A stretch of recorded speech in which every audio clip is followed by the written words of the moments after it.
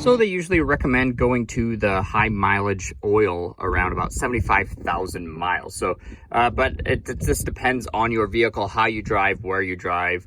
It really depends on all that. So one of the best things to actually do is to look underneath your vehicle, and if there happens to be any oil stains on your driveway or wherever you park, that means that your seals are probably leaking somewhere in your engine. And that's what the high mileage fuel or high mileage oil is going to be for. It's got some additives to help seal up those holes on the seals. So if you see any oil underneath your car, probably suggest on switching to the high mileage oil or somewhere around 75 to 100,000 miles.